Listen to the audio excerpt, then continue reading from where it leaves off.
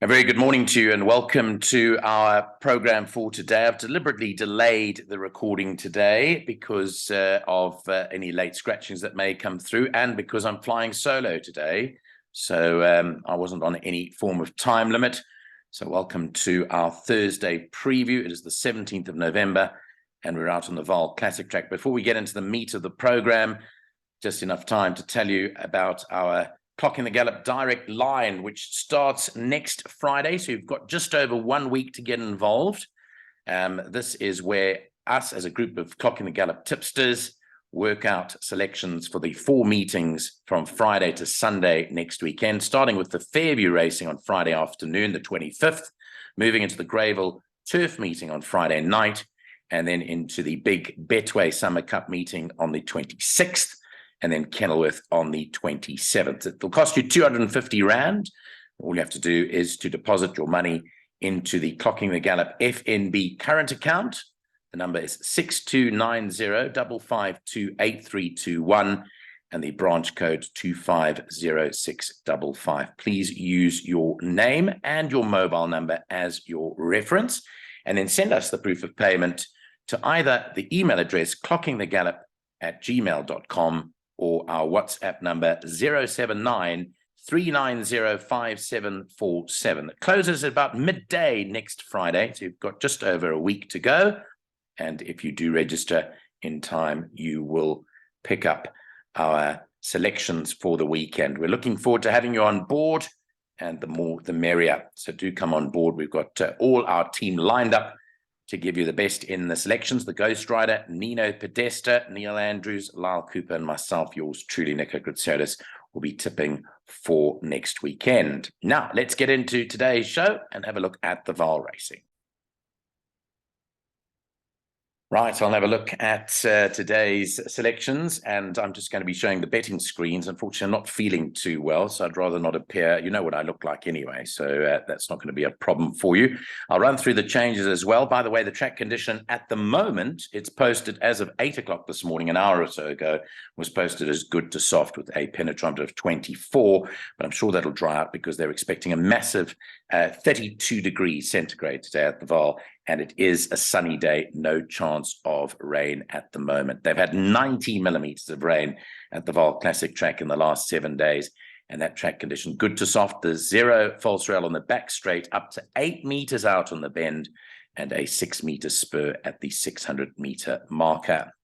Let's go to the first of the day on page through. These are purely my selections. I've had a bit of input from Neil Andrews, who is doing a bipot, a combined bipot for us today.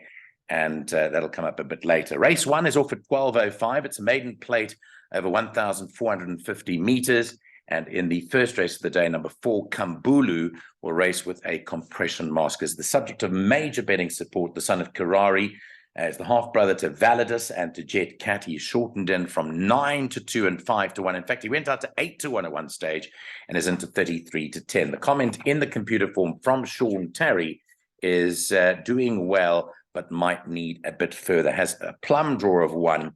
And obviously, of the first-timers, I would really look out for a forward showing from number 4, Kambulu. Of those that have run, number 12, World's Best, probably is the best of them. Drawn at 3 and is the ruling favourite. Comes in at 16, 18 to 10. But I quite like the chance of number 8, Quixote. I think Keegan DeMello's ride will go pretty close here. When I did my homework, I think Quixote's a better prospect than World's Best at the prices. So 5 to 2, there has been a bit of a nibble on Quixote. And from a good draw, I'd be probably tipping that one ahead of World's Best. And there is one other, and that is the 10 Tony Soprano that I wanted to bring up here. I think it didn't run too bad a race at Scottsville, goes the extra trip, not drawn horrifically, and Chase Morjean rides. That is a nice horse to include in your trifectas and swingers, etc. That is number 10, Tony Soprano. So those are the selections for the first race. It isn't the easiest of contests to open up the meeting on, but that is where we're going to go. Probably tipping Quixote to win it ahead of World's Best, the first timer, and then number 10, Tony Soprano. Let's go on to the second race of the day. Race number 2 on the card is the start of the bipot, and that is the bet that Neil and I will be focusing in on in our Take a Bet promotion, which is later on. Race 2 is off at 12:35. It is a merit-rated 95 open handicap. It is for 3-year-olds only, and it is over 1,450 meters. Now here, there are 2 scratchings. Number 1, Ridge Runner, and number 5, Kalahari Blue, are both scratched from the second race. And those are the changes there. Well, very big on the favorite here. Number 4, Tar Bomber from the Johan Janssen van Vuren stable. Keegan de Mello rides a very good last effort behind Moon Shining Through in a graduation. It ran to a 90 that day. It's still registered as an 88. So therefore, it's a kilo well in here at the weights. I see there's money for Sam, the wise man, backed in from 20 to 1 to 10 to 1. So there's obviously word out for him. He's drawn at 1, so he's drawn to the inside of Tsar Bomber, but I thought that Tsar Bomber will take a lot of beating here, and I'm going to tip that pretty confidently in race number 2. Let's go to the third race. Start of the place accumulator at 1:05. It's a fillies and mares 70 handicap over 2,400 meters. Now, our original selection that we were going to tip you today was number 8, Pretty in Pearls. Unfortunately, it's scratched, and it was a nice value bet, but it was scratched earlier on this morning at 7:30. Scratched here at 2, Rarotonga Rose, and 8, Pretty in Pearls in the third race. The other changes there are nil. So race 3, just the scratchings here. This is a little bit more open. As I said, we were going to tip number 8, Pretty in Pearls. It's sort of a lot wider open now. The maiden Ponderosa Pine is down at the bottom, but it's very tough now. Last Cheer, number 3, would probably be a narrow first choice for me, with St. John Gray having a strong hand in the race with that, and Liverpool Legend. Mirren, the top weight, comes into the race with a chance, with Muzieni getting back aboard. He must have felt something last time out and wanted to take up the ride again. So Last Cheer, Mirren, 1 and 3. Special Charm goes well for Rachel Veneker. She's had 2 rides on this horse and won twice. So I'm thinking that as well. And then Crusade to Royalty is bound to improve from its last couple of runs. It hasn't really put it in the last 1 or 2. So maybe at 14 to 1, that represents the value in the race, the biggest outsider in the field of 8 runners. So that's a look at race 3. No clear first choice there. I'd play a little bit wider. On to the fourth race, which is off at 13:35. It's the start of the pick 6, and it's a merit-rated 66 handicap over 2,000 meters. In race 4, scratched on numbers 1, Wandering Star, 6, Indian War Dance, and 11, Labrasco. Scratched race 4 on numbers 1, 6, and 11. And number 7, Apache Fighter, will race with Cheek Pieces. So Cheek Pieces go on number 7, Apache Fighter, in the fourth race. Looking at the betting, it's a joint favorite 16 to 10, but number 2 Player and number 3 San Quentin, both at 16 to 10. Number 8 Parker Getrix is at 5 to 1, and number 7 Apache Fighter is quoted at 6 to 1. And then we find all the roughies here. Just to confirm the changes in the fourth race: scratched 1, 6, and 11. And Apache Fighter, as I said, has the Cheek Pieces on. Well, Player, San Quentin, and Parker Getrix ran in the same race last time, and there's not much to choose between them. Just looking at that race again, the replay, which was run on the 3rd of November, I felt that Player was certainly staying on better than San Quentin, so I prefer Player to San Quentin. I don't think San Quentin, to me, can turn the form around, but maybe Parker Getrix, if it can see out the trip, might be able to do a bit of damage. Didn't get the clearest of passages last time out, was caught on the rail a little bit, and Jared Penny is back aboard, so maybe that might get closer, but I didn't see this providing any major upset over here. And I think a Player would be my first choice ahead of Parker Getrix and San Quentin in race 4. I think it'll go pretty much to plan. I'm just going to go back there to see if there's anything that I picked up from outside of those. I don't think there was, actually.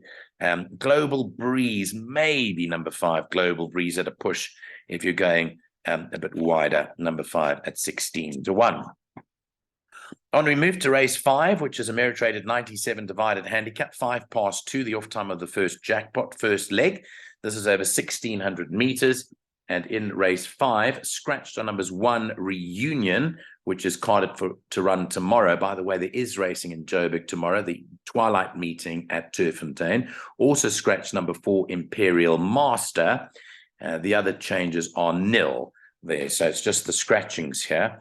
Now, what did I fancy? Well, at the weights, it's hard not to fancy number 6, Leopold, because he's absolutely slungen with just 54 kilos. He's the 7-2 chance from the Johan Janssen van Vuren stable, Keegan de Melle. The only problem is he hasn't won in over a year. I think he last won in October of last year, so it is quite some time back.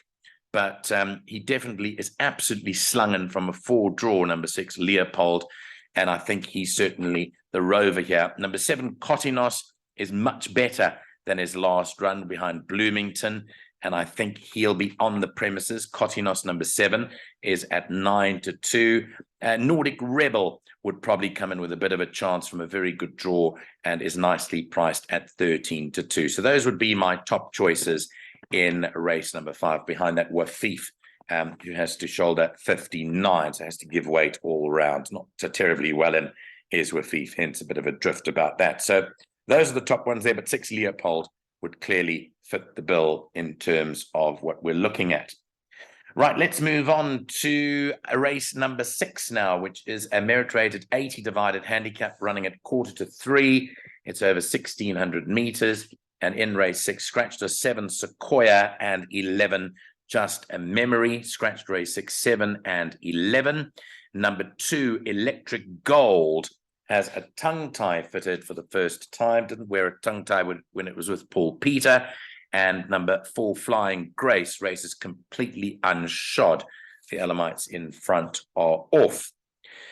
So what are we tipping here for you? Well, I think I'd gravitate towards number 10, Eye of the Prophet. The younger horse carries just 53.5 kilos. Rachel Venneker rides him well. He nearly got up to beat Player. We'll have a good line when Player runs earlier on in the day, although this is a 1,600 meter, Player runs over 2,000 meters.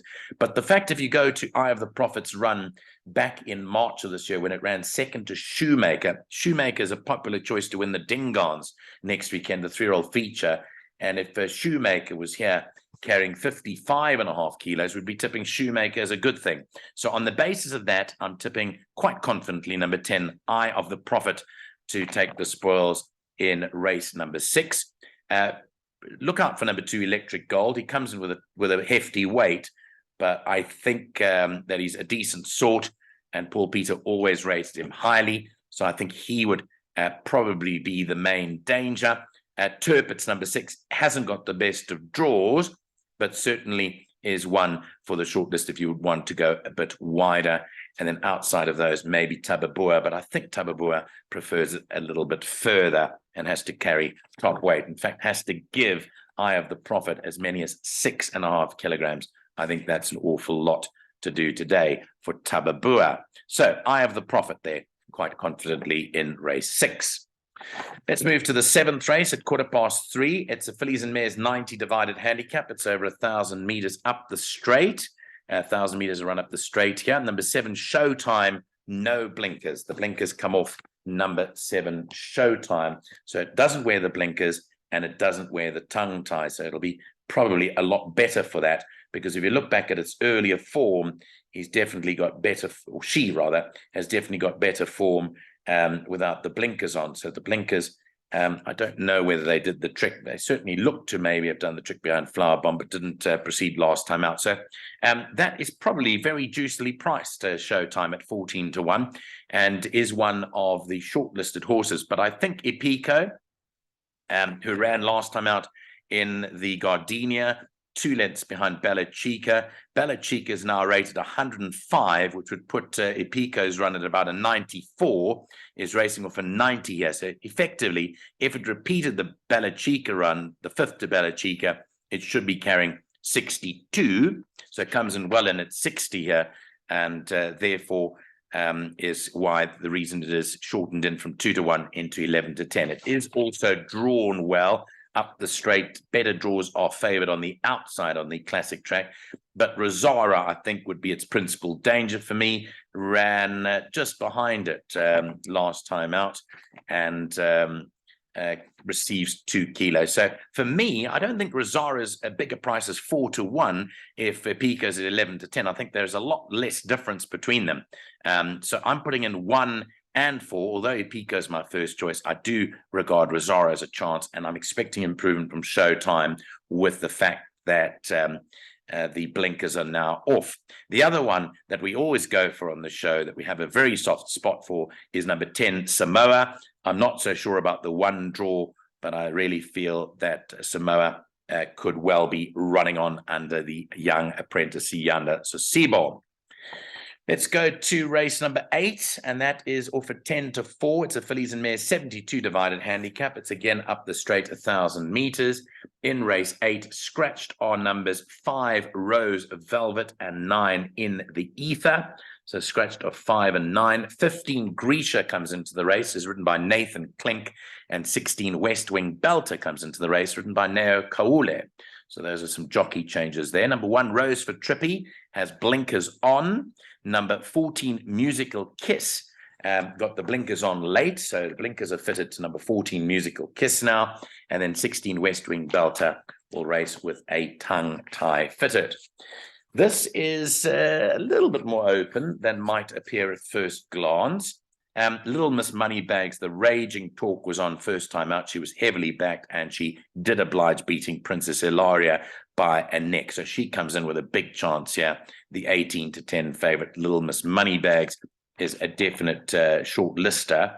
But I think you've got to play this a little bit wider. Rose for Trippy, the blinkers are the interesting thing. How's she going to go with the blinkers? She's nicely drawn at 10. She might well rip away from them and might prove hard to catch. So I do prefer the 1, Rose for Trippy, to number 2, Silver Winter. So therefore, I'll elevate the 1 into my standings as well. Outside of those, all for inclusion are, because of one or other run, 4, Daisy Buchanan at a huge price, 25-1. 8, Feather the Nest at 16-1. 10, Looking Hot at 8-1. 11, Moonstrike at 33-1. And if I push it, number 12, Wings of Nike as well, who's at 8-1. So all of those, if you're going outside of the top 2 that I mentioned, Little Miss Moneybags and Rose for Trippy, then include those. But it isn't a nice race. I think Little Miss Moneybags might hold the key to winning this, and watch out for the further support there. Which takes us on to the 9th and final race at 4, a classified stakes. It's over 1,450 meters. And in race 9, the last race, scratched are 2, More Than a Feeling, 8, Tulip Tree, and 12, Rattle Bag. They come out. Number 15, Big City Girl, comes into the race. Will be ridden by apprentice Gabriel Pedersen. Gabriel does not claim, so he'll ride this carrying the 52 kilos on number 15, Big City Girl, and number 1, In Cahoots, No Tongue Tie. Now, note here that number 6, Iron Tail, did win its most recent start, but the merit rating only went up 2 points from 65 to 67. So the mass, or the weight that it's set to carry, remains at 58. So it didn't actually incur a penalty, although it did incur a penalty in points. It didn't incur a penalty in terms of a weight adjustment over here. It has to be one of the shortlisted horses here. Let's go through the ones that I think have winning chances. My top choice is number 4, Admiralty Arch. Despite a bit of a wideish draw, Muzieni rides, but I think this horse is crying out for this course and distance, and I think it'll be running on at the finish. So Admiralty Arch, who did run close up with Iron Tail, going back to the run in September, there wasn't much to choose between them, and I think, again, those 2 are shortlisters here. Number 4, Admiralty Arch. Number 6, Iron Tail. I want to include the 7, Stolen Thunder, into the contest too. I think that's got to have a chance. And then number 13, After Hours at 9-2. I'll put that one in as well. I think those are the principal runners over here. Certainly so I saw. If you want to include one other, maybe number 10, Timbavati River at 25-1. Always held the candle in the wind for that, but it doesn't seem to oblige. So the way that I'm going to tip them, first, number 4, Admiralty Arch. second to number 6, Iron Tail, third, number 13, After Hours, and then number 7, Stolen Thunder. So I think the ones at the top of the board really have the key to winning the last of the day. And that's it from us today for our preview. Enjoy your day's racing with the first off at 12:05. 9 races carded today. And just to mention that tomorrow, Friday, the 18th of November, there are 2 local meetings. There's the afternoon racing in Gqeberha at Fairview Racecourse, and I'll be dealing with both Nino Podesta tonight and MX tomorrow morning on that meeting.